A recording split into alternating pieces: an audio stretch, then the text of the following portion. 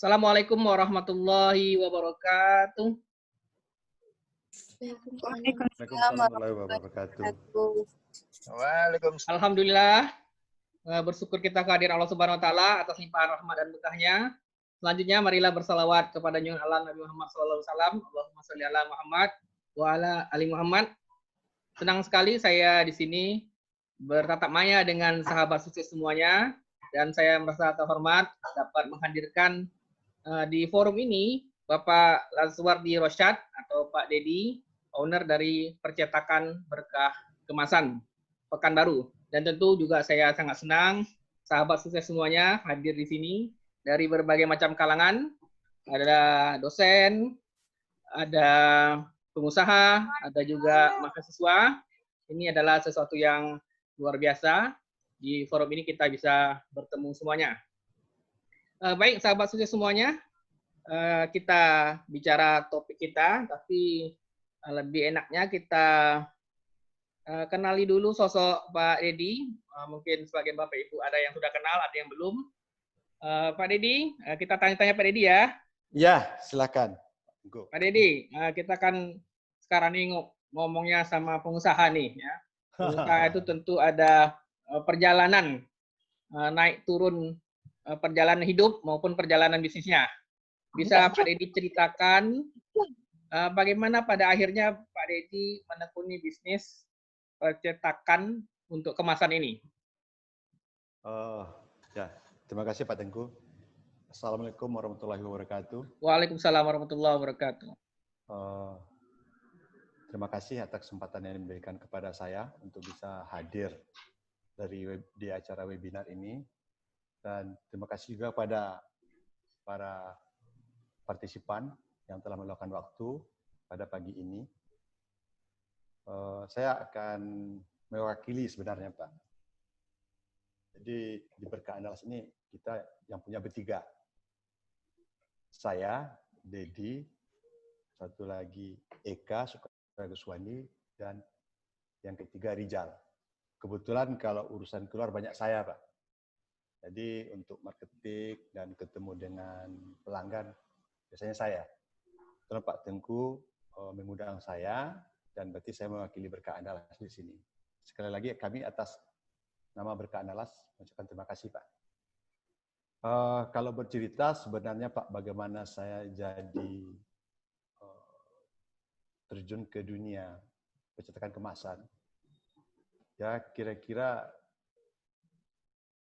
hampir 15 tahun yang lalu lah Pak, tahun 2005. Itu karena kepepet juga Pak.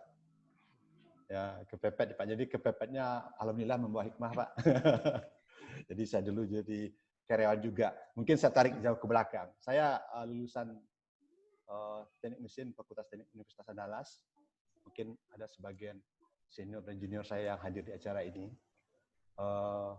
Saya kerja mulai tahun 94 Pak, dari pabrik di Jakarta sampai 97. Kalau ditanya sebenarnya waktu itu udah mau jadi pengusaha Pak. Tapi kan zaman saya itu kan gamang Pak. Kita tamat kuliah mau usaha apa gitu. Dan lebih-lebih saya mulai kan dari pedagang Pak. Saya dari toko kertas dulu.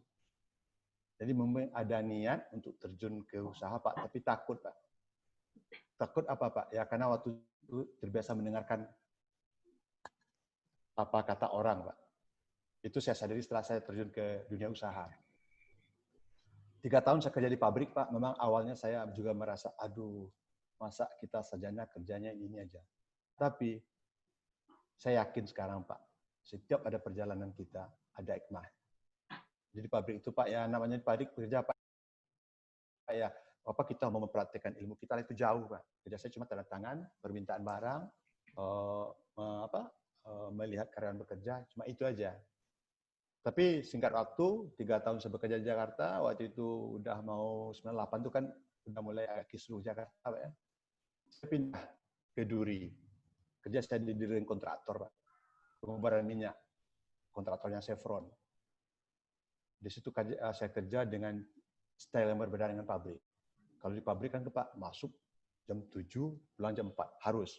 Kita tidak ada keluar dari pabrik lagi Pak, sampai sore. Nah, di ring kontraktor dengan lingkungan yang berbeda, saya bergaul dengan orang-orang yang berbeda lagi.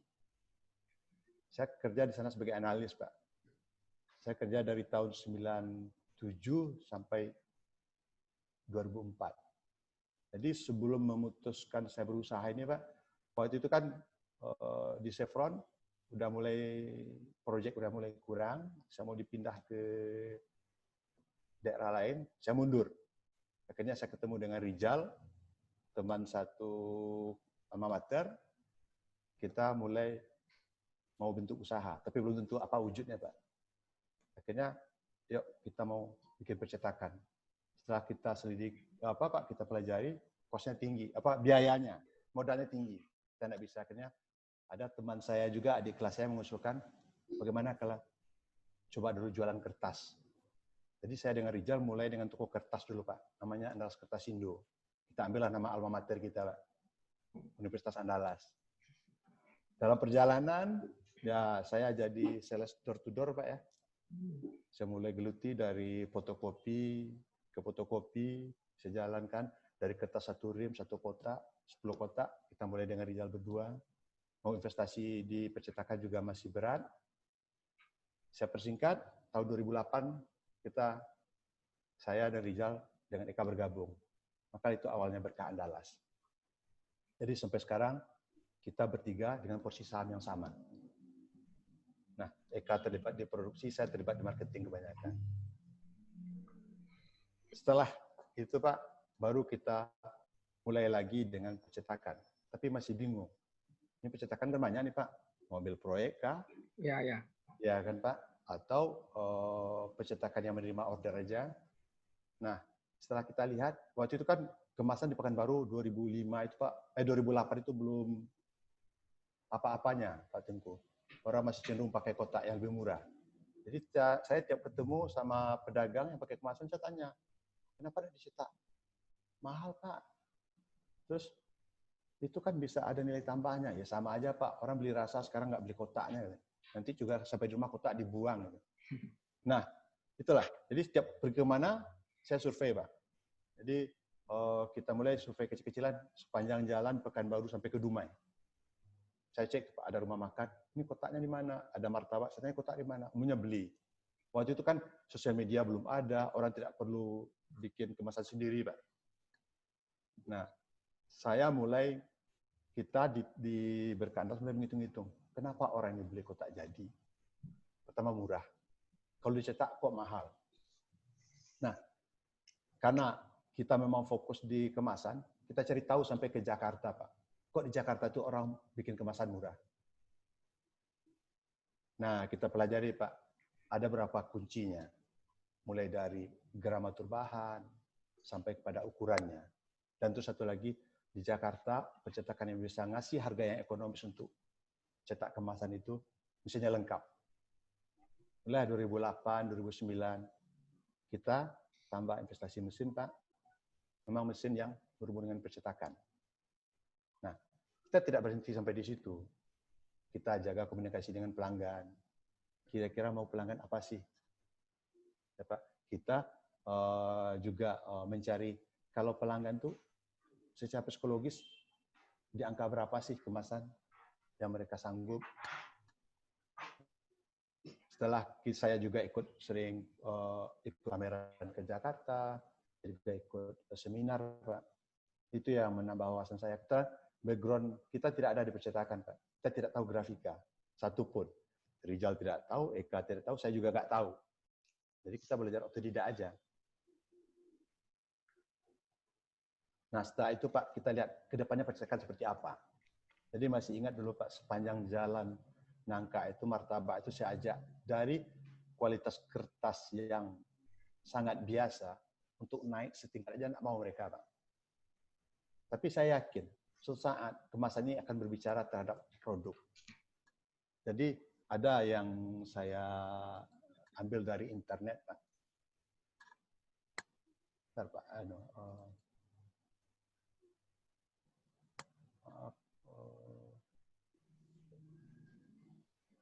Bentar, Pak ya, saya kata-kata yang saya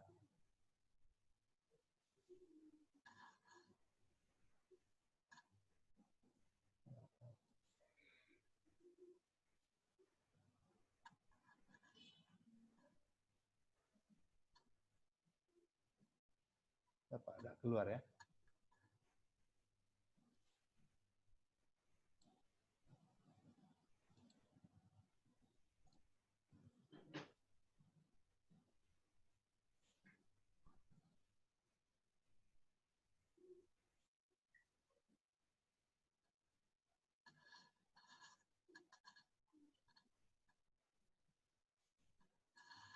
Nah, ini Pak Tengku. Jadi sekarang semua kita di sini Pak, mungkin kita ambil makna dari kata-kata ini. Jadi dulu orang tidak sepakat dengan ini Pak. Jadi kemasan itu sebenarnya adalah bagian pertama, mau menarik pembeli atau menyingkirkan pembeli Pak. Jadi tiap ketemu dengan pelanggan, dengan calon pelanggan, dengan UMKM, saya berusaha untuk meyakinkan ini sekarang yang ada di pasar kuliner, Pak. Kalau masalah rasa, Pak Tengku, orang bisa ngicip, Pak. Kalau kena enak dibilang ini kurang ini, tapi kalau kemasannya Pak biasanya orang itu tidak ngasih tahu. Nah, dari situlah saya terus berusaha bagaimana UMKM kita berkembang. Nah, kalau sekilas ini saya udah juga bikin slide-nya Pak ya. Ini perjalanan saya tadi dan ini sejarah berdirinya. Sudah saya kupas juga sedikit. Nah, tentu ke depannya kita di Berkah Andalas tentu perlu terobosan, Pak. Jadi ke depannya kayak apa sih tentang kemasan. Beberapa terobosan yang kita ambil, salah satunya Pak ada 3 item yang saya tampilkan. Kita membeli mesin forming, Pak Tengku, untuk paper lunchbox. Kenapa? Isu tentang kesehatan, lingkungan, Pak, ya? Ya, lingkungan sama kesehatan Pak, Styrofoam itu Pak, udah banyak didengungkan.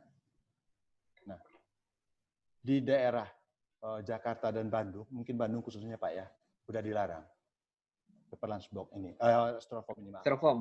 Ya, Styrofoam. Jadi untuk antisipasi itu, kita Berkah Andalas Pak, mulai tahun 2018 itu membeli mesin foaming Pak.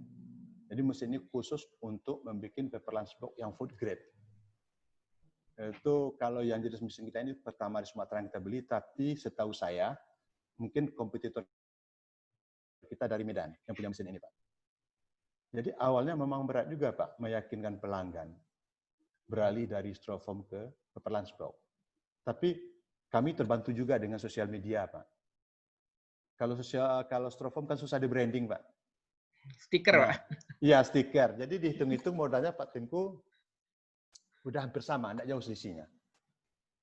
Jadi kalau kita, kebetulan kita kan juga ada toko kertas Pak ya.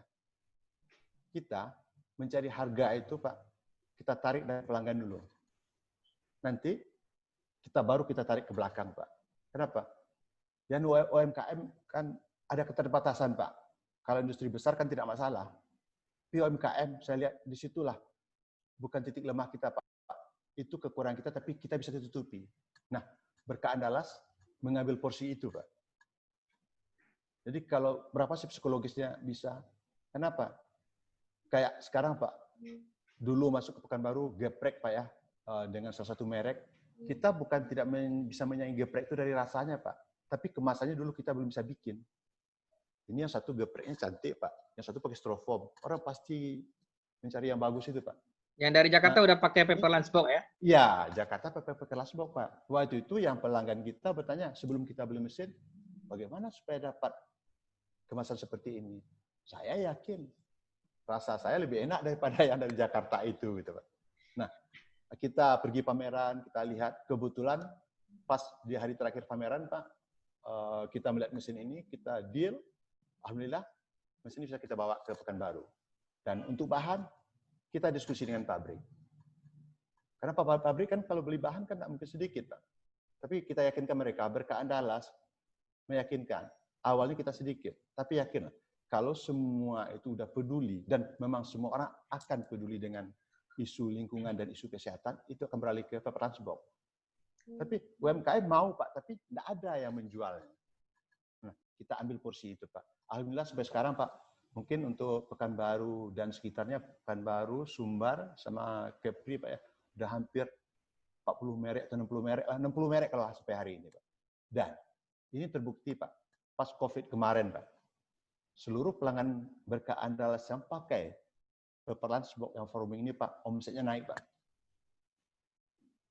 Kenapa? Tinggal dikemas gitu Pak, nanti masukin, dikasih pengaman security, nah meningkat omsetnya. Dan ini yang saya ini kebetulan kesempatan ini saya anukan juga Pak kepada peserta webinar ini. Kesannya itu tidak mahal Pak. Boleh dihitung-hitung lah, nanti kalau apa bisa WA saya, apa bandingkan antara Strofoam dengan kondisi seperti itu dengan Pepper Lunchbox. Ada plus minusnya. Jadi kita jangan cuma terjebak menghitung harga selisih harga 400-500 Pak. Ya, mungkin saya bercerita agak banyak, ini kan saya tekankan forming ini Pak. Kenapa? Kan Bapak Tengku lihat juga, di Jakarta orang take away itu udah, itu semua Pak. Nah, sebahagian UMKM kita Pak, mungkin ada rasa sungkan, segan bertanya Pak, wah ini harganya pasti 5.000, 6.000, enggak, jauh di bawah itu. Ya Pak ya? Ya, ya. Nah, jadi selain itu saya perhatikan juga Berkah Andalas kan juga produksi juga ya, yang bisa dibeli eceran Pak ya?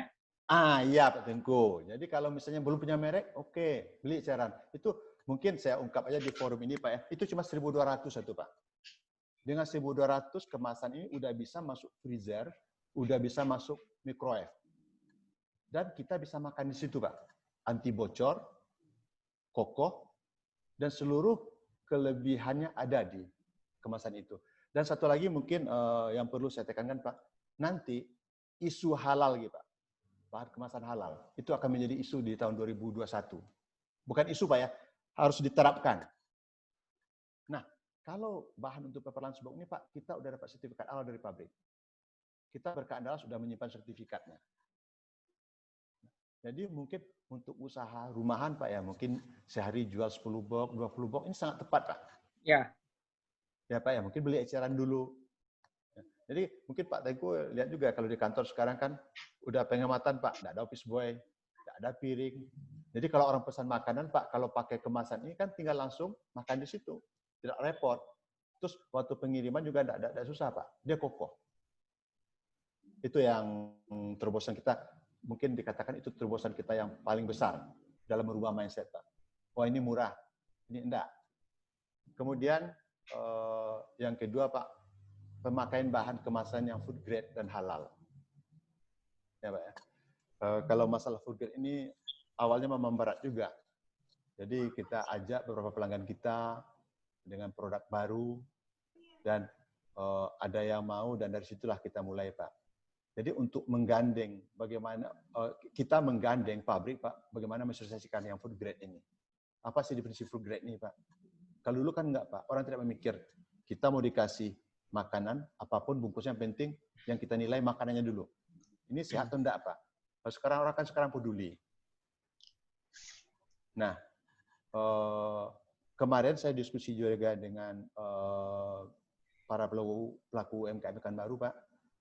Untuk mengurus sertifikat halal makanan, itu salah satu syaratnya Pak, kemasan itu harus halal. Nah, sebagian kawan-kawan di UMKM bingung Pak, gimana cara dapat sertifikat halal ini? Nah, kalau kita di Berkah Andalas Pak, kita bukan cuma hanya sekedar percetakan, kita juga merangkap konsultan Pak.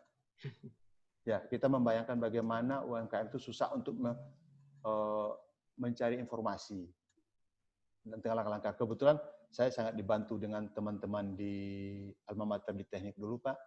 Jadi kalau saya tinggal butuh apa, saya tinggal telepon teman-teman Pak di support. Nah itu saya jadikan bahan. Kemarin juga kita bawa dari UNAN Pak, profesor untuk berbicara mengenai hasab. Ya Pak ya, dan bagaimana halal ini. Jadi kalau ada pertanyaan ke Berkah Andalas Pak, kita akan berusaha untuk mencarikan solusinya. Tidak bisa saya jawab, saya akan mencari teman lain untuk menjawabnya, membantunya Pak. Mungkin sebahagian ada teman-teman saya yang ada di acara ini Pak. Kemudian yang ketiga, kemasan dus yang berbahan e-fruit dan B-fruit. Mungkin ini bahasa Bahasa rumitnya. percetakan ya? Iya, bahasa percetakannya. Kalau itu kayak dus, Pak, dus oleh-oleh. Oke. Nah, jadi semenjak traffic penerbangan tinggi, toko oleh-oleh menjamur, Pak, orang mulai berpikir bagaimana membawa kemasan itu. Jadi kita udah ada kemasan primernya, nanti perlu kemasan sekunder untuk kita bawa makanan itu. Jadi dari saya karena sering berdiskusi, ada keluhan lah Pak. Lebih-lebih orang yang dari Jakarta datang ke sini. Mau beli oleh-oleh, tapi nanti Pak kemasannya diambil dus bekas air mineral itu Pak, dibalik, nah itulah jadi kemasannya Pak. Sementara yang pembeli ini pinginnya kemasan ini dibawa ke kabin Pak. Ya, ya. Ya. Nah, akhirnya saya dapat kan bisnis ini Pak, kesusahan orang lain adalah potensi Pak. Betul-betul. Jadi solusi Pak ya? Jadi solusi. Jadi kami ambillah solusi itu Pak. Jadi kita tidak tahu sebenarnya apa dulu E-float dan B-float ini Pak. Kebetulan ya, berkat silaturahmi ya Pak ya, ada teman di Jawa yang mengajarin kita bagaimana cara membuat dus itu Pak.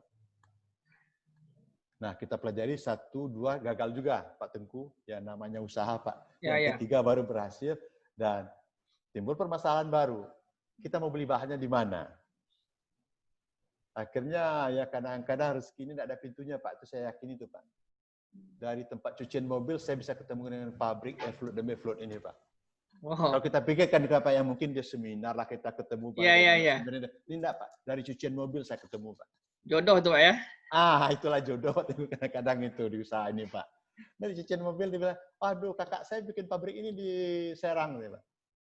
Akhirnya sampai sekarang saya bermitra dengan salah satu pabrik di Serang Pak. Nah, kita mengirim dari situ. Karena kalau di Sumatera ada yang bikin Pak, tapi dia tidak bisa supply untuk kita, dia untuk sendiri. Nah, sampai sekarang Alhamdulillah Pak, ini kalau untuk E-float dan B-float ini Pak, untuk daerah Sumbar paling laku Pak.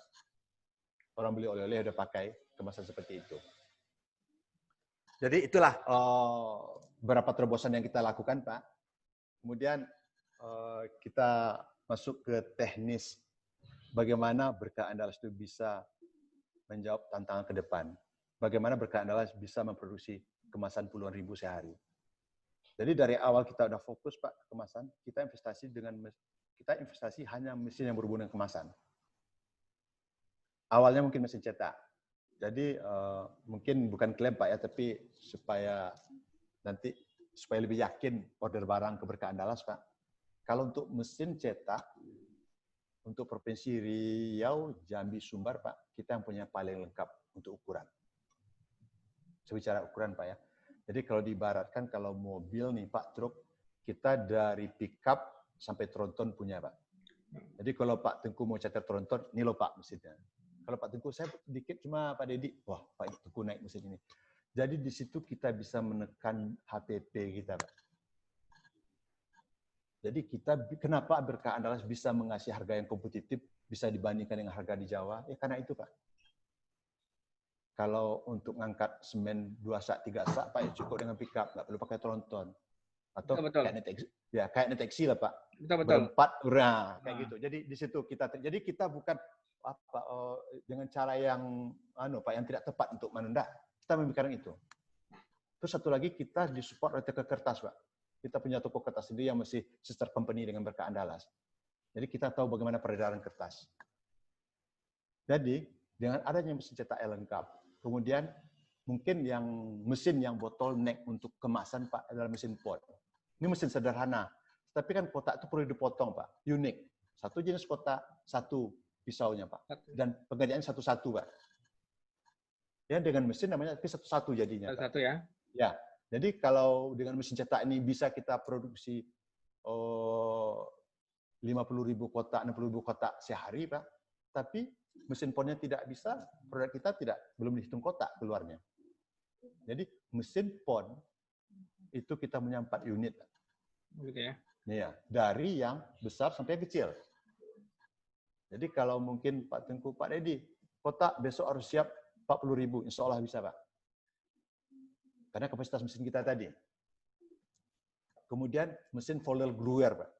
Jadi mesin ini kalau untuk bikin dus itu dulu di lem manual Pak Tengku. Jadi kalau ada order, saya takut kadang-kadang Pak, bisa nggak 5.000 seminggu? Gitu. Jadi kalau orang dari luar kota Pak, mungkin yang paling banyak itu pelanggan saya dari Kubu Pak, dia sekali order itu tidak sedikit Pak. Ada 4 jenis, masing-masing 2.000, 8.000. Nah, kadang-kadang, bukan kadang, kebanyakan kita kan Pak, udah habis baru order Pak. Udah lihat ada stok lagi. Nah, orang mau liburan, barang nggak ada, langsung pesan. Nah, pengen cepat gitu ya? Pengen cepat Pak. Nah, itu tuh kita pikir, kenapa dengan manual itu paling kapasitasnya 1.000 sehari Pak.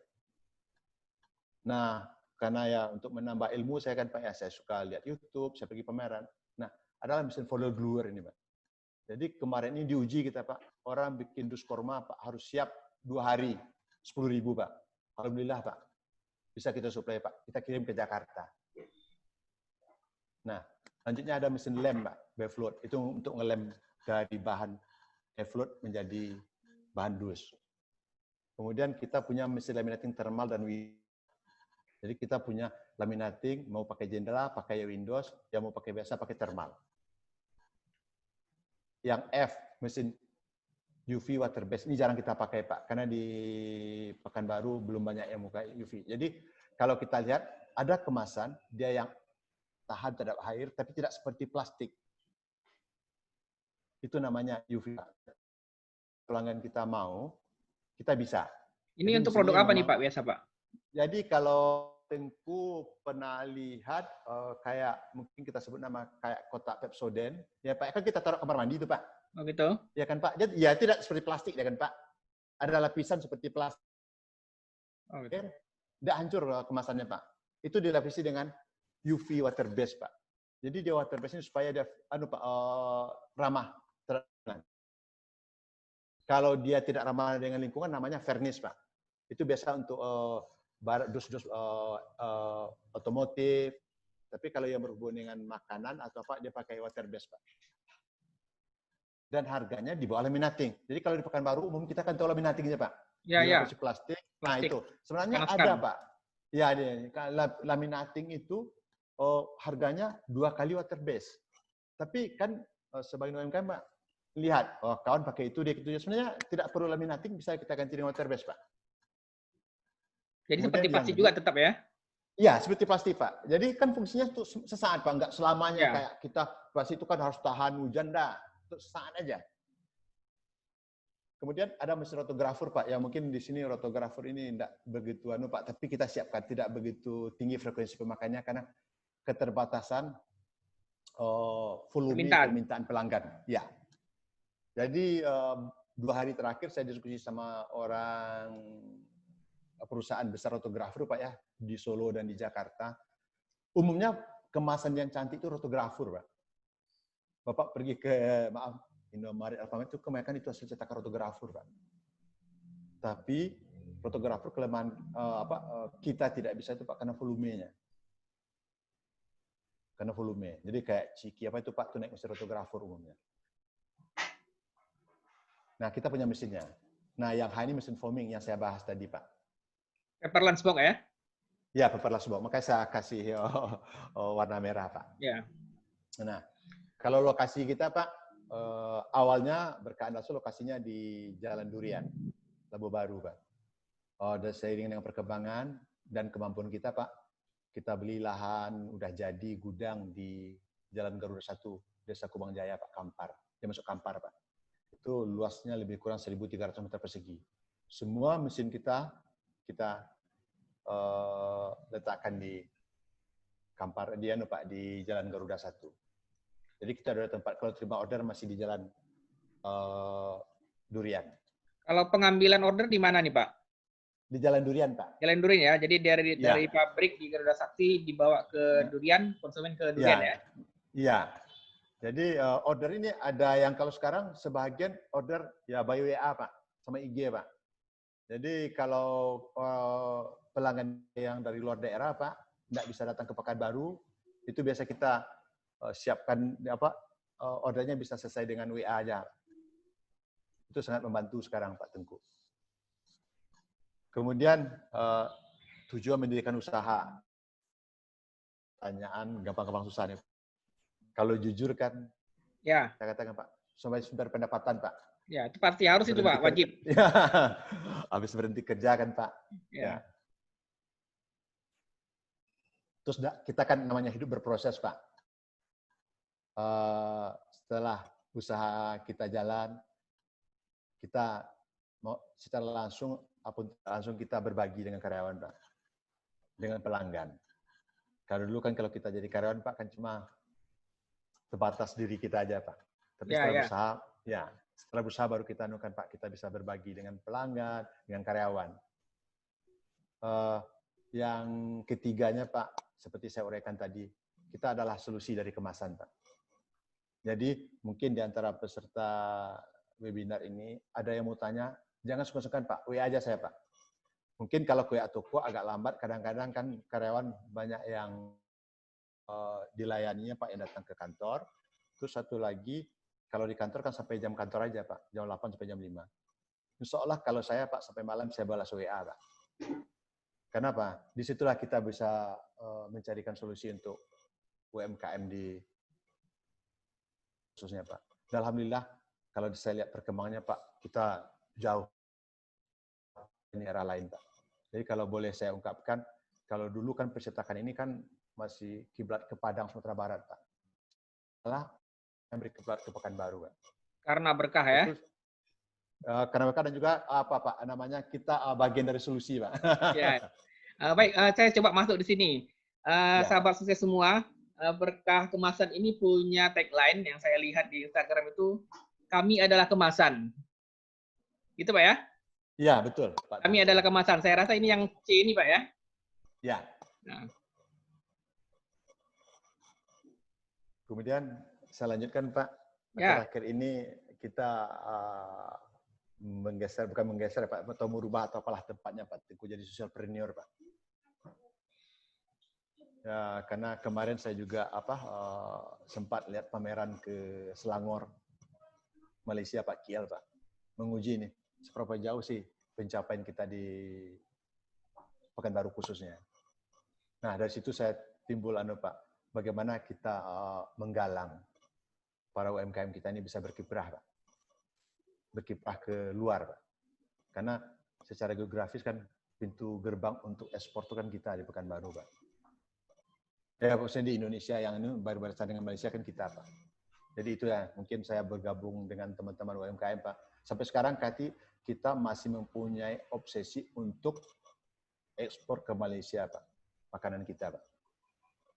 Tapi karena kondisi COVID sekarang itu agak juga, Pak, agak terhalang juga merealisasikan rencana itu.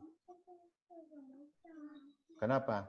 Banyak kebutuhan, banyak permintaan yang di Malaysia itu, Pak, yang ada di kita. Jadi untuk bagaimana mencari solusi ini, sampai-sampai saya ikut pelatihan ekspor ke Jakarta, Pak. Saya ikut pelatihan ekspor, bagaimana nanti ekspornya. Tapi saya yakin, Pak Tengku, mungkin di antara kita di sini mau bergabung, yuk kita bidik pasaran luar itu, Pak. Karena kemarin itu saya dengan salah satu mitra Andalas, Pak, dengan Makaca, itu Komojo Mini itu laku, Pak. Di sana, Pak, kata orang, ini kalau sarapan pagi pakai ini enak nih. Tapi kan sekarang gimana mengirimnya, Pak Tengku? Pesawat enggak ada, dan itu kalau dikirim by juga. Tapi itu Pak, itu posisi kita, Pak.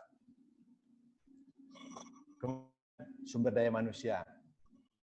Khusus untuk karyawan Berkah Andalas ada 35 orang, Pak. Jadi untuk kalau kualifikasi karyawan, secara umum prinsip kita ada kemauan bisa kerja, Pak.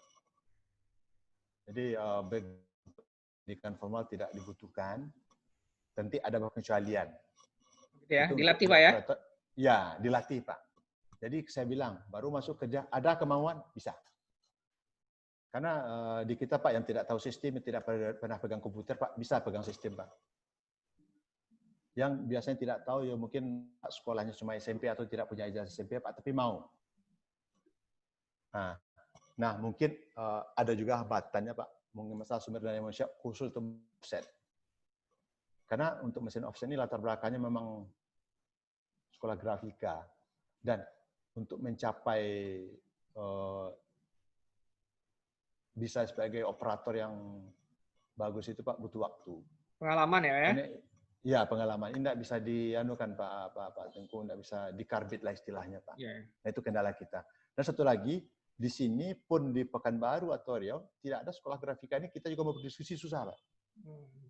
Tapi sekarang ini dengan sistem komunikasi kita yang kayak gini, kita bisa diskusi dengan teman-teman di Jakarta Pak. Nah itu yang item Pak Tengku, item terakhir. Nah ini yang Pak, kata kunci yang akan kita bahas di sini Pak ya, untuk kawan-kawan UMKM. Ya, dan kenapa saya tampilkan di sini Pak? Saya kepada pelanggan kita berkeadaan yang bisa meningkatkan dan penjualannya Pak, itu mereka mengakui ini sangat berpengaruh. Jadi tugas saya dan kita semua Pak, bagaimana UMKM kita ini bisa memahami ini. Dan kata-katanya menarik Pak, menyingkirkan pembeli Pak. Menyingkirkan itu kan bahasa yang tuh Pak Tengku. Ya. Berarti dengan kasar pembeli pergi dari apa kita dari produk kita. Baru lihat udah langsung pergi gitu ya? Iya. Nah, kalau saya merasa, jadi mungkin ada komentarnya ini yang kurang, tapi kalau tidak sempat dirasakan Pak. Kemudian yang poin 2, mungkin sebagian dari kita masih kayak apa sih kemasan kompetitor kita. Nah itu sekarang mulai dikurangi Pak Tengku. Kita harus berani. Nah kan kadang-kadang ada pertanyaan ke saya, gimana Bang kita taruh kemasan? Banyak di sosial media Pak. Banyak media contoh-contohnya. Tapi ini pengalaman saya, kan saya sering jawab Pak, DM, WA daripada UMKM. Kan kita nggak mau nyarinya Pak, padahal kan tinggal buka HP Pak. Nanti tahu kita, apa sih modal kita. Jadi kalau kita sendiri akan diri kita sebagai konsumen, kita pergi ke toko oleh-oleh. Apa yang menangkap mata kita? Apa yang ditangkap mata kita dulu Pak? Pasti perbedaan. Jadi kalau seandainya kita mau naruh barang di toko oleh-oleh Pak, warna dominan di situ udah merah Pak. Kita jangan bikin merah lagi Pak. Kita bikin warna lain. Jadi pas datang itu, oh iya ini ya gitu Pak. Atau mungkin dulu tulisannya kan Pak, lurus-lurus aja Pak Tengku. Ini sekarang enggak dibikin miring lah, atau bentuk kemasannya yang dibikin aneh lah. Mungkin ya bukan aneh Pak, unik gitu. Unik ya? Sementara ya uniknya Pak, enggak perlu kita cari ide gitu Pak Tengku, buka aja. Kalau ide saya banyak di Pinterest. Ya betul Pak. Pinterest Pak. Ya. Jadi itulah pemaparan saya secara singkat Pak Tengku. Dan mungkin kalau saya sih lebih sukanya nanti kita banyak diskusi Pak. Ya Pak Didi. Ya, kalau ini boleh saya tutup anunya Pak ya, screen-nya Pak ya. Boleh, silakan Pak. Ya. Baik, sahabat semuanya, terkait slide terakhir Pak Didi tadi, itu sama dengan judul kita, ya. The Power of Packaging. Jadi kemasan ini punya kekuatan. Nah, kekuatannya itulah yang disampaikan dalam slide Pak Didi tadi. Dia bisa menarik pembeli, bisa menyingkirkan pembeli pada saat awal sebelum mereka membeli. Karena perspektif yang lama itu adalah kemasannya hanya sekedar wadah, tempat bagi produk, kemudian juga untuk mengamankan produk. Nah, tapi lebih dari itu, dia juga bisa berfungsi untuk meningkatkan nilai. Ya Pak Didi ya? Meningkatkan nilai dari satu produk. Ya. Produk bisa sama, kemasan beda, maka nilainya bisa lebih tinggi daripada yang lain. Nah, saya simpulkan lagi dari cerita Pak Didi. Ya. Pak Didi mengalami ya pasang surut dalam perjalanan hidupnya sebagai pengusaha, pernah beberapa kali menjadi karyawan di tempat yang berbeda, kemudian juga usaha percetakan kemasan ini dirintis dari toko kertas Pak Didi ya? Ya betul Pak. Dan ini di awal-awal juga tidak mudah. Dia buka toko, orang belum tahu, dan dia harus menawarkan jualan kertasnya itu ke tempat-tempat fotokopi. Itu Pak Didi ya? Ya. Dan kemudian kenapa sampai bisa kemasan, ternyata Pak Didi menciptakan peluangnya sendiri. Paling tidak peluang untuk di kota Pekanbaru. Karena mungkin di kota yang lain yang lebih besar sudah ada. Cuman untuk di Pekanbaru, Pak Didi menciptakan pasarnya sendiri. Dan beliau ya tidak segan dan tidak malas untuk survei langsung kepada UMKM, pedagang-pedagang di pinggir jalan untuk menanyakan untuk menimbang lah ya potensi kemasan ini apakah ada peminatnya nanti. Jadi ya ini luar biasa ya keberanian Pak Deddy untuk menciptakan peluang dan kita bisa bilang ya pertama lah ya di Pekanbaru. Kemudian latar belakang Pak Deddy kan bukan bidang kertas gitu ya.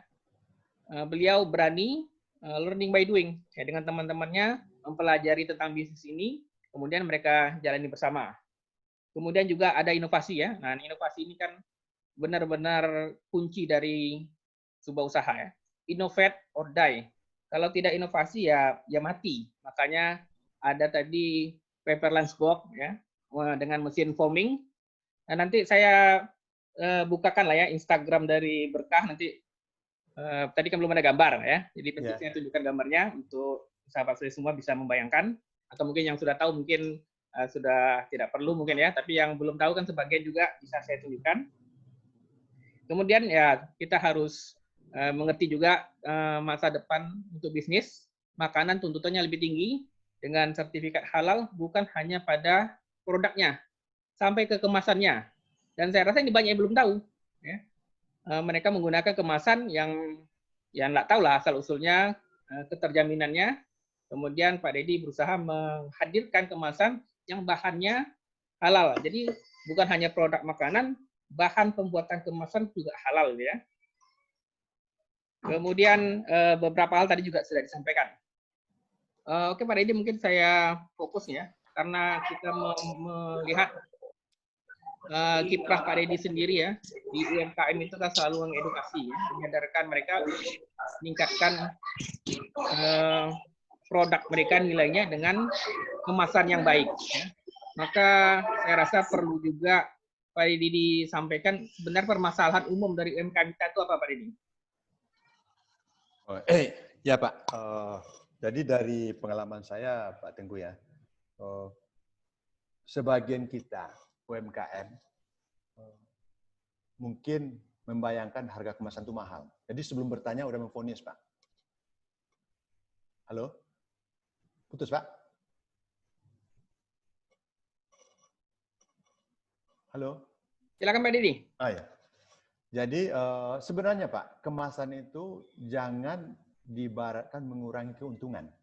Prinsip itu dulu Pak Tengku. Jadi produk kita Pak ya, mungkin kita taruhlah memproduksi martabak. PP-nya Pak, martabak berapa? Taruhlah 5.000. Ya. Kita 5.000 ini kan itu adalah fix untuk makanannya. Nah, kita mau menjual kemana Pak Tengku? Kalau makanan ini kita jual dengan harga 7.000, kan berarti pasarnya menengah ke bawah. Tapi kalau kita ganti kemasannya Pak, kita bisa menjual 2.000. Nah, yang kita jadikan variable cost itu Pak, adalah jenis kemasannya. Kenapa? Kita tahu juga Pak, sebagian tempat yang menerima makanan Pak udah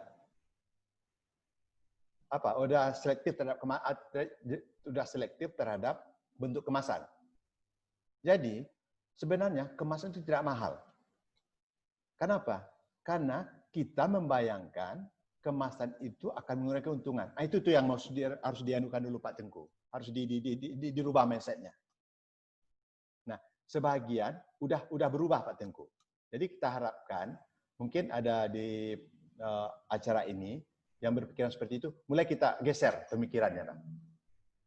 Kira-kira bisa menjawab Pak Tengku? Bisa Pak Deddy. Jadi penting bagi UMKM persepsi dulu ya. Persepsi. Dengan memperbaiki kemasan itu bukan mengurangi cost. Karena sebenarnya kita sedang berproses untuk meningkatkan value dari produk kita. Nah, dengan value yang meningkat itu harga menyesuaikan. Nah, maka ya penting juga ini ya jangan hitungannya ini cost gitu ya. Ini jadikan apalah ya investasi sebenarnya Pak Deddy ya untuk meningkatkan nilai produk. Ya. Baik sahabat sore semua, saya coba share screen ya, kita lihat dulu ya isi Instagramnya Berkah Kemasan ini.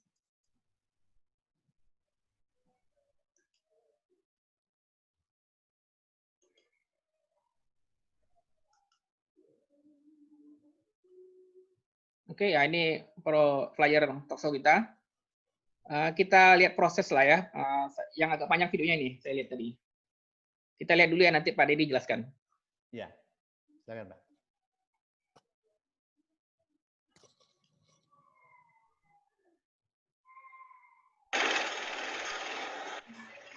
Aktivitas Jumat pagi di Kecamatan Berkah Halal, mulai dari membuat sopor. Setelah itu proses lem befloat. Tumpukan bahan untuk kotak nasi. Ini yang siap dipon untuk dus. Ini yang mau dipon, dan ini aktivitas 4 unit mesin pon di Berkah Halal.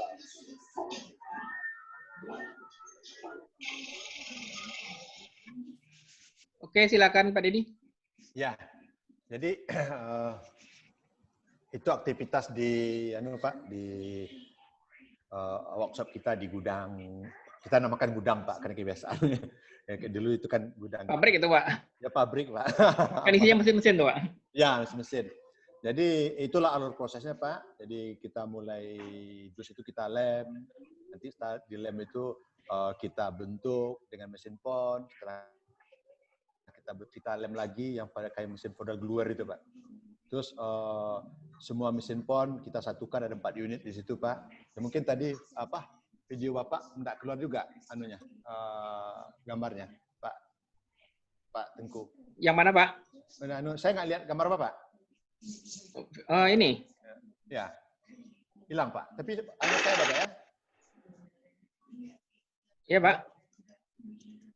Di sini hilang gambar Pak Tengku di di laptop saya. Oh, sayanya. Ya. Itu ya mungkin ya sinyal lah mungkin ya. Mungkin sinyal. delay mungkin Pak ya. Ya, jadi itulah bagian tapi prosesnya. Ya. Ya, itulah bagian prosesnya Pak. Jadi makanya kita untuk pemesanan bisa lebih cepat Pak. Karena kita stok bahan lengkap, terus kita untuk pisau-pisau pon itu kita udah ready Pak, apapun jenis kotak kita udah standby gitu. Itulah secara singkat Pak Tengku. Mesin pon yang hijau tadi Pak ya? Ya, yang hijau tadi Pak, yang kayak orang kipas tadi Pak, orang tepuk-tepuk tangan itu Pak. Ya. Meskipun mesin tapi masukin tetap satu-satu Pak ya? Satu-satu Pak, itulah Pak. Jadi sampai sekarang pun teknologi itu Pak Tengku belum ada yang bisa sekali 6 Pak. Kenapa? Ya, pisau ya? Ya, jadi yang ada pun kemajuan teknologi Pak, tenaga orang diganti sama mesin. Itu aja ya? Pak. Ya. Nah, ini kegiatan pelatihan Pak ya? Ya. Tapi hilang saya di monitor saya tidak ada kelihatan Pak Tengku. Pelatihan sama profesor yang tentang halal bahan halal ini Pak. Oh ya. Ya Pak. Di Hotel Isbel Pak. Jadi saya yakinkan pabrik bahwa kita butuh pemahaman tentang bahan yang halal dan bagaimana proses produksi untuk makanan. Namanya asap Pak, standar kan Pak. Jadi akhirnya pabrik import saya Pak. Saya datangkan Profesor Nilda dari UNAN. Kebetulan beliau berpengalaman di bidang asap sama halal Pak. Jadi kita undang para pelaku kuliner di Pekanbaru Pak. Itu hampir 20 orangan Pak. Okay. Itu free semuanya Pak. Free. Baik, saya mau lihat mesin andalan Pak Dedi mesin ini Pak ya? Ya, tapi sama saya tidak keluar Pak ya. Susah saya melihatnya. Enggak.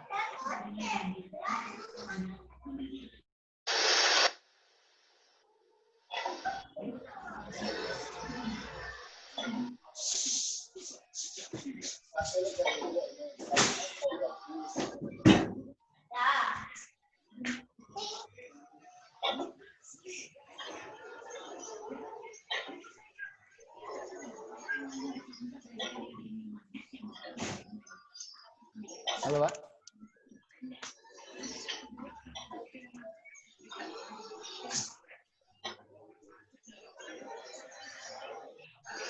Halo. Bisa dilihat Pak videonya Pak? Nggak kelihatan, Pak? Nggak kelihatan ya? Ya. Ya mungkin Bapak mungkin dapat nih gambarnya. Yang mesinnya ditutup Iya. kaca sama kawan-kawan ini, Pak. Oh iya ya, itu mesin forming, Pak. Ya. Jadi kenapa kemasan itu jadi idola, Pak? Karena dia anti bocor. Jadi kalau kita masukin masakan berkuah, terus kalau kita masukin makanan yang basah, dia tidak lengket, Pak. Karena di bagian PE-nya, Pak, plastik. Jadi untuk membentuknya itu, betul sebuah mesin yang itu namakan mesin seperti itu, Pak, forming namanya. Jadi dia dicetak dipakai mesin biasa untuk masalah gambarnya, terus dengan mesin biasa, tapi untuk membentuknya itu, Pak, itu sebelum kita punya mesin ini, Pak, kita manual kita coba, Pak. Kita coba pakai catok rambut, Pak. Ya. Lipat itu, Pak ya? Ya, pakai catok rambut ibu-ibu itu, Pak. Karena saya akan ada logikanya, ada panas itu, saya tempelkan. Ya. Jadi mungkin saya cerita dikit, Pak. Dapatlah order saya sama adik kelas saya dari Padang, Pak. Dia pesan 1000, Pak. Tapi hasilnya tidak maksimal, Pak. Bengkok-bengkok, Pak. Ya, enggak jelas bentuknya, Pak Tingku. Akhirnya, wah, suatu saat saya punya mesin ini. Nah, mesin forming itu kapasitas produksinya 1000 buah per jam, Pak. Jadi kita bisa produksi 8.000 kotak per hari. Kalau jam kerja 8 jam, Pak. Nah, kita ada 2 ukuran, Pak. Jadi molding namanya, Pak, untuk mencetak itu ada ukuran M sama L. Nah, mungkin saya berbagi juga, Pak. Untuk molding itu, Pak, kita harus pesan ke Cina dulu, Pak. Karena mesinnya dari Cina. Alhamdulillah, udah jalan hampir 2 tahun, Pak. Nggak ada kendala di mesinnya. Dan order kita juga udah meningkat. Nanti kita akan menuju, Pak, ke mesin forming yang pakai sekat. Nah, itu kita berencana investasi ke situ, Pak. Jadi nanti mungkin kalau dilihat di Jakarta, di mana orang kalau makanan yang healthy itu kan, Pak, kayak gitu kemasannya. Nah, dan di Pekanbaru ada beberapa rumah sakit udah nanya ke saya, Pak, bisa nggak suplai itu, ya, Pak. Tapi kita masih kita ada rencana ke arah situ, Pak Tengku. Masih berhitung, Pak ya? Iyalah, Pak Tengku. Ini harga mesin berapa, potensinya berapa gitu ya? Iya, betul, Pak.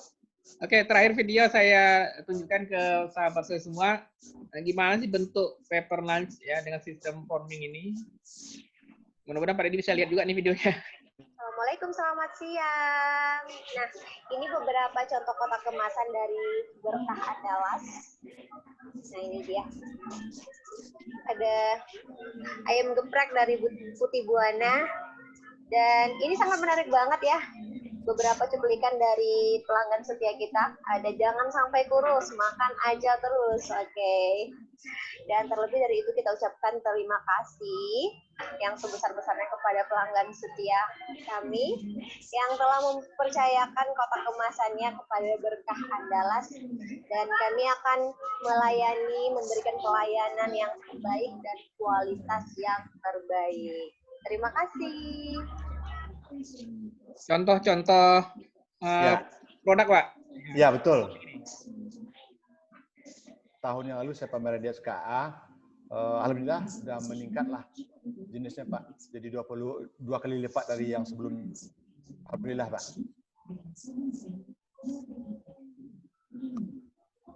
Baik, sahabat saya semuanya. Saya rasa kita bisa berdiskusi. Ada masih ada waktu untuk berdiskusi. Silakan klik reaction yang ingin bertanya. Nanti saya sebutkan namanya.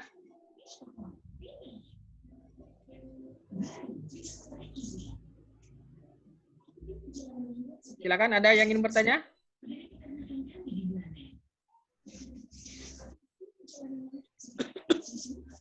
Tanya harga mungkin?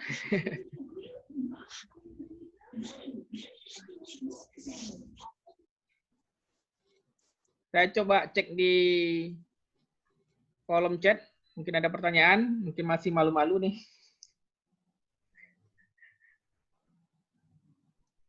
Apakah materinya nanti dibagikan? Nah, ini nanti tengok YouTube kami aja ya.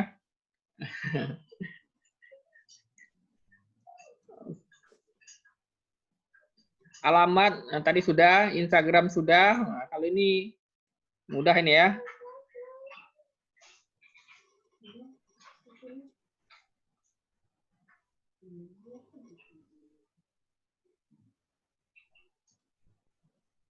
Pertanyaannya banyak teknis nih. Kalau ini WA Pak Didi aja nih. Yang mana Pak Tengku? Mungkin mau dijawab oleh Pak ya. Yang mana Pak Tengku? Nah, ini dari Ibu Isma di Dumai. Bisakah kemasan coklat karakter? Jadi coklat yang Mickey Mouse itu ya, Donald Duck ya. Cetak dengan kemasan yang Bapak buat dari kertas atau sejenisnya. Selain toples Pak. Seperti yang Bapak lihat waktu kita jumpa di RKB Pertamina Dumai. Kemasan coklat karakter, bagaimana nih kemasannya Pak? Oh, ya terima kasih Bu Isma. Ini saya pernah ketemu dengan Bu Isma dalam satu acara di Dumai, Pak Tengku. Jadi coklat karakter ini kan dibuat kalau ada pesanan. Jadi dia itu harusnya butuh menuju ke hardbox Pak. Jadi kalau kemasan hardbox ini itu cenderung handmade, kebanyakan pekerjaan tangan. Jadi dia kayak kita menjilid skripsi lah Pak, banyak kan seperti itu. Tapi kalau Ibu mau, sebenarnya bisa juga pakai yang kemasan yang bahannya dari kita itu. Nah, ini kita perlu diskusi juga. Ibu mau kirim kemana kemasannya? Kalau mesin nanti pasarnya cuma sebatas Dumai, Pak Tengku, itu dengan kemasan yang kita buat tidak masalah. Tetapi kalau seandainya kemasan itu ada order di luar kota, nah ini perlu pemikiran lagi Pak. Seperti apa sih kemasannya? Karena kita waktu ngirim barang, orang tidak tahu Pak. Ini harus kayak apa handlingnya. Kalau ini apakah tidak boleh ditimpa. Walaupun kita udah ada tulisan fragile di situ Pak, tetap juga ada risiko gitu. Jadi kalau ini agak spesifik nanti Pak, kalau untuk Bu Isma ini jawabannya Pak Tengku. Tetapi kalau yang saya tampilkan itu adalah kemasan yang massal dalam tanda kutip Pak, kebutuhan umum. Kalau untuk coklat ini dia butuh spesifik. Sebenarnya intinya kita bisa buat. Ya, itu mudah-mudahan bisa mewakili Bu Isma. Mungkin Bu Isma tunjukkan sampel mungkin dari produk dari merek lain mungkin ya, untuk bisa dipelajari gitu ya. Baik, ini saya lihat ada Ibu Teni. Ada reaction, silakan Bu Teni, mungkin disampaikan langsung saja Bu. Ya, terima kasih. Assalamualaikum Pak. Waalaikumsalam Bu Teni. Ya, makasih Pak. Ini untuk saat ini saya itu melayani catering. Jadi catering anak sekolah. Cuma karena sekolah libur, saya mau ke catering sehat dengan kemasan paper box itu ya Pak ya? Iya. Yang ada sekat-sekat gitu. Ya. Ah, itu minimal ordernya berapa itu Pak kalau yang seperti itu Pak? Berapa piece? Ya, terima kasih Bu Teni. Langsung salam kenal, Pak. Bu, ya. Ya, langsung Pak ya. Salam kenal Bu Teni. Jadi kemasan yang Ibu minta itu bisa diwakili oleh paper lunchbox yang seperti video tadi, Bu. Tapi sampai sekarang kita belum bisa yang pakai sekat. Oh, ya, Bu, ya. Jadi gitu. Untuk sekat itu beda lagi mesinnya Bu Teni. Tapi kalau yang seperti mesin kita itu, saya jual eceran Bu, dengan polos atau ada merek yang standar, itu 1.200 per piece-nya Bu. Satu pack itu isinya 40 buah Bu. 40. Tapi tanpa sekat ya Pak ya? Tanpa sekat Bu. Tanpa Soalnya sekat. lihat di toko bahan kue itu mahal Pak, 3.000-an lah satu itu. Jadi ya, kan betul Bu. Kosnya terlalu tinggi kan? Ya. Jadi Ibu enggak perlukan pakai itu Bu. Pakai yang punya saya itu cukup Bu. Bahannya sama Bu. Sama-sama food grade Bu. Oh, cuma kalau untuk makanan ini kalau nggak pakai sekat kan harus bungkus-bungkus itu kan agak ribet Pak. Maksudnya plastik juga kan kendala juga ya dengan posisi bahan makanannya masih panas itu kan, yang lauknya masih panas itu kan nggak mungkin. Kalau yang udah aman food grade tadi kan insya Allah kan ini ya Pak ya. Tapi belum ada ya Pak ya. Bahannya sama Bu, cuma sekatnya nggak ada Bu Temi. Bahannya sama. Oh iya itu. Bahannya sama. Ibu masukin nasi panas pun ke dalam itu tidak berubah rasanya Bu. Cuma agak susah kalau ada kuahnya ya Pak ya. Ya, depon itu kalau Ibu pakai kuah disekat juga orang tuh tetap di Jakarta tetap pakai anu juga, Bu. Wadah juga. Kenapa? Tumpah dia waktu bawah, Bu. Iya, distribusi untuk distribusi ya. Iya. Memang karena kenapa harganya 4.000 itu, Bu, ya di sini pun mesinnya belum ada dan apa Ibu ya namanya kan orang eceran, Bu. Kalau saya kan enggak, Bu. Saya bikin sendiri. Iya. Ya. Ibu juga bisa pakai merek Ibu. Saya Bu, Teni Catering ya. Ibu kan lebih menjual, Bu, pakai merek, Bu. Iya. Biasanya pakai stiker sih Pak. Selama ini pakai yang bento-bento itu aja sih. Tapi karena bento itu kan nggak aman kan. Jadi saya dan dia limbahnya itu saya mikirnya setiap hari saya nyumbang limbah berapa banyak kalau pakai itu gitu kan. Ada beberapa catering rumah sakit udah pakai kita, Bu. Mungkin kalau boleh sebut nama nih. Boleh silakan Pak. Ya, ada anak catering, Bu, dia masuk ke rumah sakit Tabrani sama Bu, pakai itu dia, Bu. Iya. Kemasan saya itu, Bu. Terus kalau geprek udah banyak yang pakai, Bu, yang dari kita produksi kita, Bu. Atau Bu Teni datang dulu, lihat dulu, enggak apa-apa, Bu. Nanti iya. Bisa konsultasi ya, Pak ya? Oh, bisa, Bu, dengan senang hati, Bu Teni. Iya. Kita disebutkan Pak Dedi, ini jalan duriannya persisnya di mananya, Pak Dedi? Oh iya. Jadi kalau untuk Bu, kantor kita Jalan Durian yang arah ke Arengka, Bu. Jadi kalau kita dari jalan dekat lampu merah situ, Bu.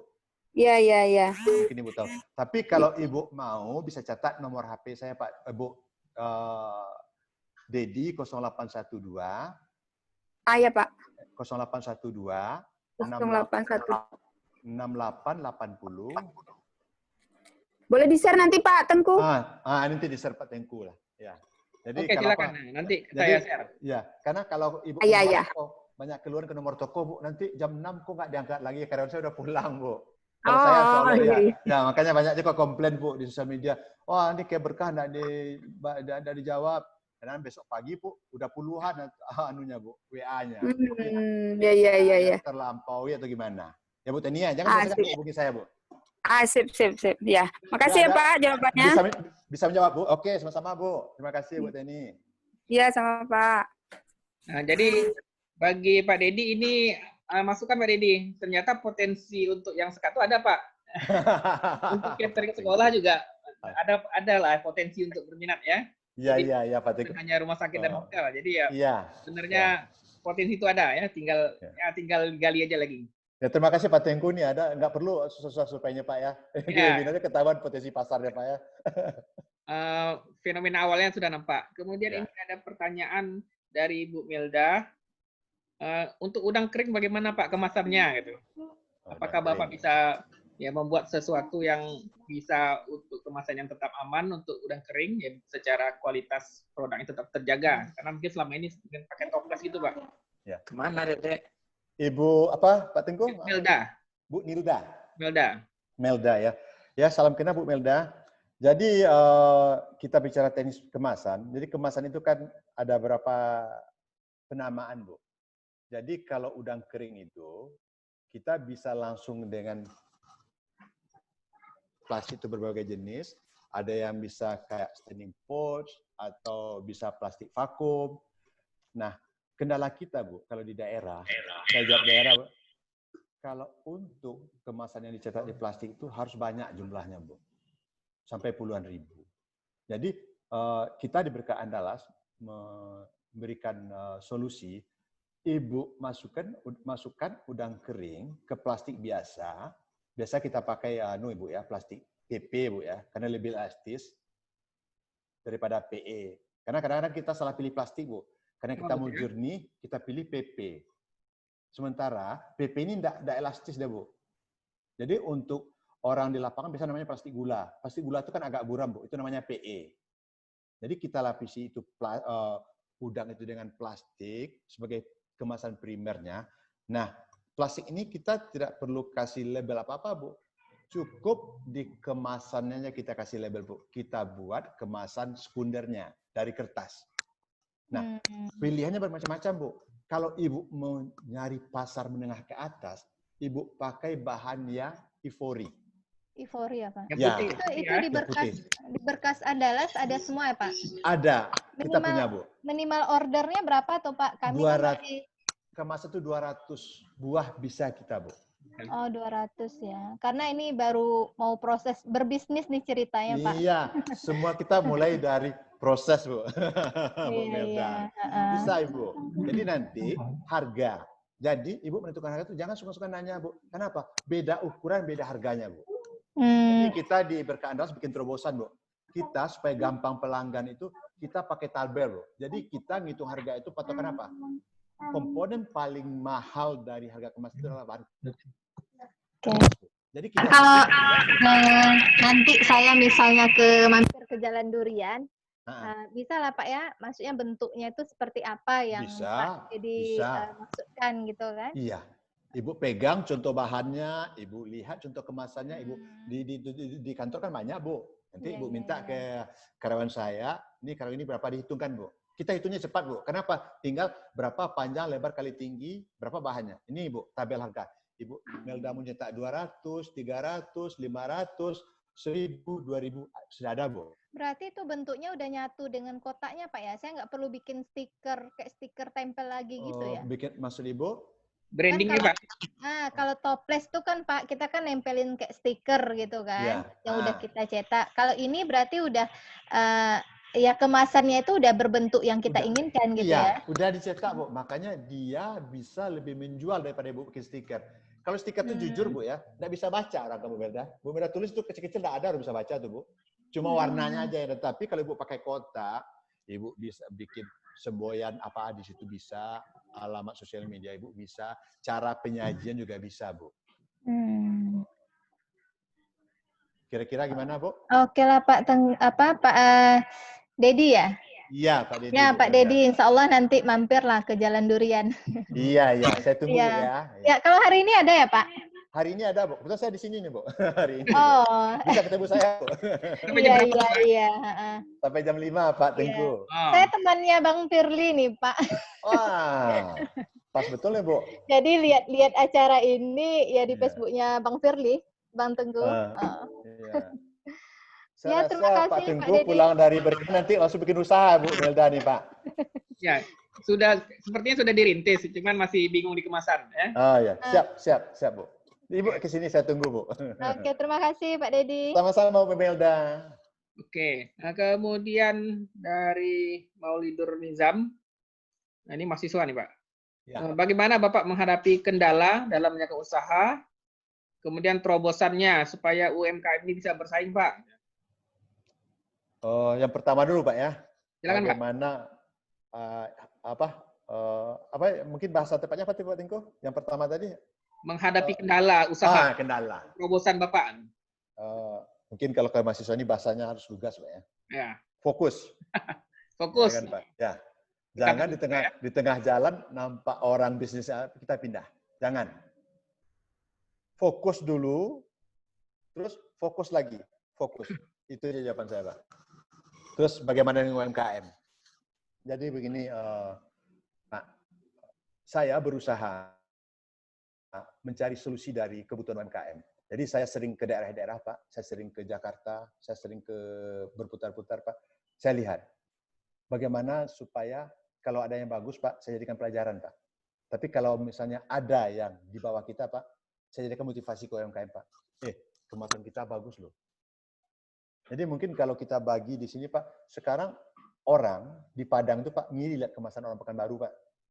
Kebanting kalau bahasanya, Pak, kebanting kemasannya sama kemasan Pekanbaru, Pak. Iya. Kalau dijejer produknya kebanting ya? Kebanting, Pak. Nah, nanti filosofi pertama tadi itu loh, Pak, menyingkir orang pembeli dari produk kita.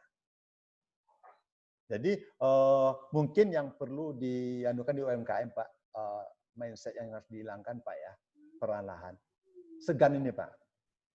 Terus satu lagi, pengalaman saya karena saya tiap hari jawab DM, kan admin Instagram Berkah Kemasan saya langsung, Pak. Saya jawab. Jadi kalau apa-apa itu kita Pak, harus detail. Jadi mungkin kebanyakan pertanyaan ke saya itu, Pak, Pak, berapa kotak satu? Berarti itu kalau berapa kotak satu itu tidak fokus, Pak. Apa yang mau dijual? Ya, betul. Ya, kalau kata Pak Meldi tadi, Bu, saya punya kemasan ini, ukurannya segini, itu bisa saya hitungkan. Tetapi berapa kotak satu? Ya kotak yang mana, Pak? Tengku. Kalau dilihat video tadi, Pak, jenis kotaknya ratusan. Gitu. Jadi kalau kita mau kita hubungkan dengan pertanyaan pertama tadi, Pak, ya kita harus fokus. Kita mau bikin apa? Ya kita tanyakan. Nah, dari tabel saya itu Pak, sebanyak itu tabel kemasan yang paling besar itu Pak ya. Ini kemasan Pak, bukan berbicara. Itu paling mahal harganya cuma 3.500, itu bahan yang paling bagus. 3.500 Pak. Sementara kayak kue-kue bolu-bolu itu Pak, penjualannya sampai 65.000 Pak. 60.000. Jadi jadikanlah kemasan ini untuk menambah margin Pak, bukan mengurangi keuntungan. Dan itu telah dibuktikan oleh para UMKM yang punya terbosan Pak. Itu terbukti. Kasih contoh aja Pak, nggak apa-apa sebut merek Pak. Jadi mungkin salah satunya saya bisa pernah tanya ke, ada yang tahu Araya Cake, itu seluruh kemasannya saya yang bikin Pak, di Berkah Andalas. Itu biasa dulu pakai mika katanya Pak. Pakai mika, banyak kekurangan. Kita tidak bisa promosi Pak, karena mika itu tidak bisa dicetak. Nah, sekarang dari tanpa mika, dia beralih ke bahan Ivory Food Grade 255 gram, bahan yang paling bagus Pak ya. Itu dia bisa meningkatkan keuntungan Pak. Ya. Terus banyak lagi mungkin ya, susah sebut satu-satu Pak ya, kayak Makaca, yang pelanggan saya Pak, Z, ya Pak ya. Mungkin pelanggan Berkah Andalas ini kalau dari database-nya Pak ya hampir 300, yang repeat order itu hampir 100 Pak. Jadi maaf kalau saya tidak bisa sebut satu-satu Pak. Tapi umumnya Pak, yang pakai kemasan itu Pak, mempengaruhi ke margin Pak. Jadi mungkin bisa tanya-tanya juga nanti kalau beli kemasan bikin di mana. Nanti pasti mempengaruhi ke penjualan. Ya karena saya, kan kalau datang pelanggan saya kan sering cerita Pak. Gimana Pak sekarang anunya, hasilnya. Yuk, umumnya trennya positif. Jadi makanya semuanya beralih ke kemasan yang bahan yang food grade. Jadi nanti kan awal usaha kita bahannya yang biasa Pak, kita tidak kompetitif. Kirain makanan kita yang tidak enak. Bukan. Kemasannya tidak. Terus satu lagi mau ngurus sertifikat halal.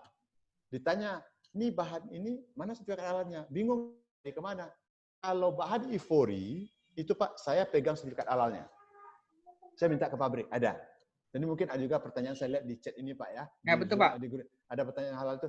Kita untuk kemasan yang diproduksi di Berkah Andalas Pak, yang halal kita kasih tahu rekomendasi, itu kita punya sertifikatnya. Dan kemarin juga ada Pak Alex juga minta bantu ke saya, bagaimana dengan kemasan yang berbahan plastik. Sekarang plastik itu kan juga ada yang food safe Pak. Itu saya berusaha juga Pak mencari, dan sebagian saya dapatkan Pak. Kebetulan kita juga mengembangkan toko kemasan Pak, untuk menjawab kebutuhan pelanggan kita. Tapi kita mencari kemasan plastik yang food safe. Ya Pak ya. Jadi kalau kita lihat perkembangan sekarang ini Pak, memang kita butuh juga kemasan seperti itu. Ya, kira-kira saya menjawab Pak ya Pak. Ya, sekaligus Pak, ini ada pertanyaan tadi ya dari Pak Alexandra Rifai tadi ya terjawab. Iya, saya jawab Pak. Itu ya. Kemudian ini untuk frozen food gimana Pak? Jadi kalau frozen food itu kan kemasan primernya itu pakai plastik vakum Pak. Umumnya pakai plastik vakum. Nah, plastik vakum ini kita di daerah, khususnya Pekanbaru dan Riau, kita bisa beli polos Pak. Jadi plastik vakum itu paling ditempeli stiker. Tapi ada juga sebagian Pak ya, plastik vakum sebagai kemasan primernya nanti di luar pakai bahan Ivory Pak. Bahan Ivory ini bisa masuk freezer Pak. Jadi kalau cuma ada plastik vakum sebagai kemasan primer, untuk menjualnya susah Pak. Kita tidak bisa cetak. Betul. Nah, nanti kita buat kemasan sekunder, itulah yang jadi media promosi kita. Jadi mungkin salah satu pelanggan kita kayak rendang Uni Lili Pak. Dia jual bumbu rendang Pak. Jadi bumbu rendang itu tetap plastikan juga di dalamnya Pak. Gitu tapi di luarnya dibikin kemasan. Nah kemasan di luar ini mencantumkan cara penyajian, bagaimana masa kadaluarsanya atau bla bla blanya Pak. Gitu, kalau di plastik itu nggak bisa Pak ya? Nggak bisa Pak. Bisa. Kemudian ada dari itu tadi dari Ibu Rini ya, yang frozen food. Kemudian dari Bernike ini bertanya tentang sebaiknya informasi apa saja yang kita cantumkan di kemasan. Bernike Pak ya. Jadi ada beberapa item Bu yang harus dicantumkan, tapi saya tidak hafal detailnya. Tapi yang penting-pentingnya Bu ya, kita harus ada kalau nomor perizinan, alamat kita, sosial media kita, terus masa berlaku, terus sekarang banyak saya lihat pelanggan kita Pak bikin adab makannya, bikin fotonya kayak apa gitu. Terus apapun Ibu berkreasi bisa Bu. Ya, tapi syarat-syarat standar itu mungkin bisa dilihat di internet Pak Tengku, apa aja yang rekomendasi dari BPOM. Tapi kalau di Pekanbaru kreatif Pak, kayak tadi itu Pak, makanlah sebelum kurus. Ya kakak itu yang lebih menarik Pak. Jangan Jadi sampai kurus, makan terus. Ya, itu kakak itu kan lucu dan unik. Ya itu menarik ya. Sudah habis pertanyaan di kolom chat, kita masih ada waktu ini. Silakan mungkin boleh yang mau bertanya, masih ada waktu. Oke, sepertinya sudah tidak ada ya. Lumayan juga sih. Ya, ada beberapa pertanyaan baik disampaikan langsung maupun lewat kolom chat. Saya kembalikan lagi ke Pak Dedi. Terakhir Pak Dedi. Ya. Menurut Pak Dedi ya, versi Lazuardi Rosyad ya, apa itu sukses? Kalau definisi saya pribadi Pak, sukses itu tidak pernah berhenti Pak. Jadi kalau orang kan sukses itu berhenti Pak, kalau saya enggak Pak.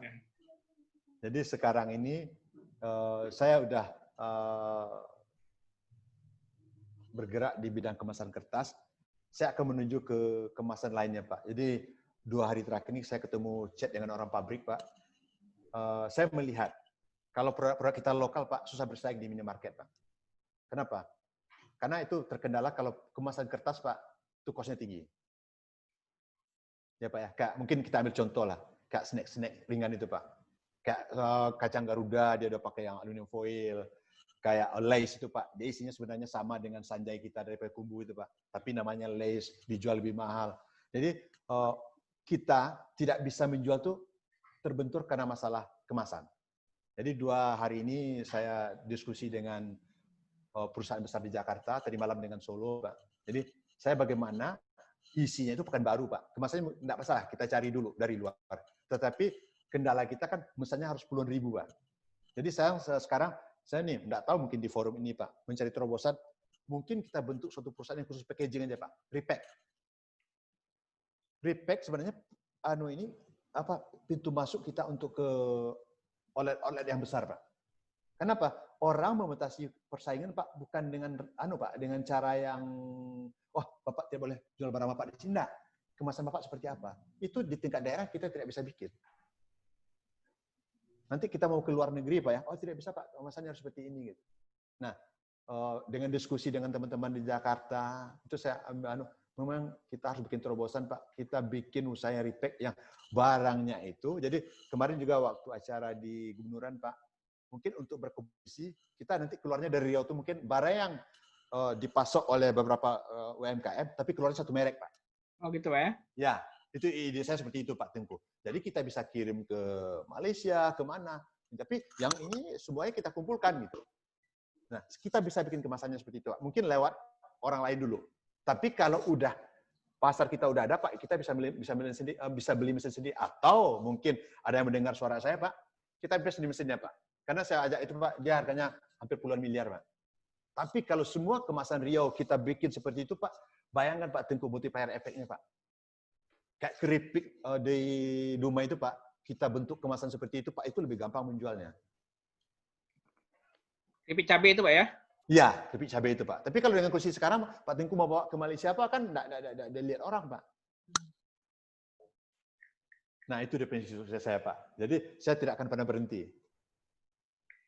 Baik, baik sahabat semua, ini kita menjelang akhir dari pertemuan kita.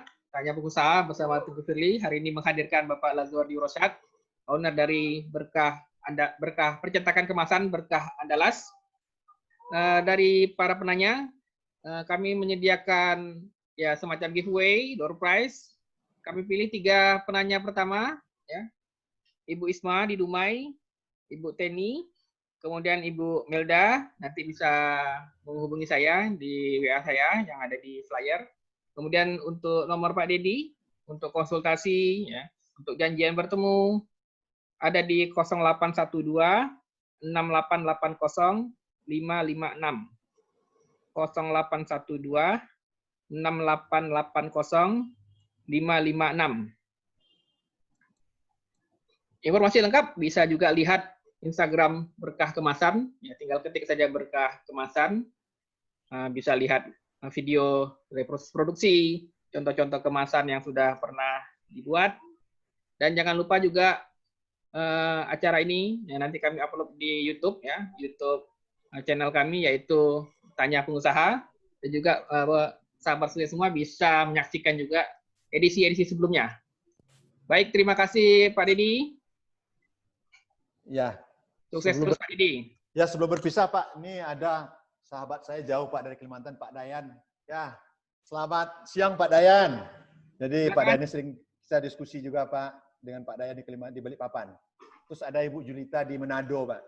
Jadi saya untuk berdiskusi ini tidak pandang jarak Pak. Jadi udah ikut di acara kita ini. Terima kasih Pak Dayan dan Bu Julita. Terus terima kasih juga pada semua pelanggan Berkah Andalas telah meluangkan waktunya Pak. Terima kasih juga kepada sahabat-sahabat saya yang Yanti dari Bandung Pak. Terus sekali lagi atas nama Berkah Andalas, terima kasih Pak Tengku telah menyediakan wadah untuk kami. Semoga kita semakin sukses ke depan. Demikian juga UMKM kita. Terima kasih Pak. Terima kasih kembali Pak Dedi. Amin ya Rabbal Alamin. Baik, sahabat semuanya, kita sudah di penghujung waktu. Semoga pertemuan kita bisa menghasilkan manfaat. Sukses terus untuk semuanya. Kami akhiri pertemuan ini. Mohon maaf atas segala kesalahan dalam pertanyaan, dalam segala ucapan dan kesimpulan. Kami akhiri billahi taufiq wal hidayah. Assalamualaikum warahmatullahi wabarakatuh. Waalaikumsalam warahmatullahi wabarakatuh, Pak. Terima kasih. Terima kasih Pak Dedi, terima kasih sahabat Terima sukses kasih. Bapak Ibu semuanya. Terima kasih Pak Tengku. Pak Tengku. Baik, sahabat saya semua, Bapak Ibu, kami izin untuk end meeting for all. Okay, sir.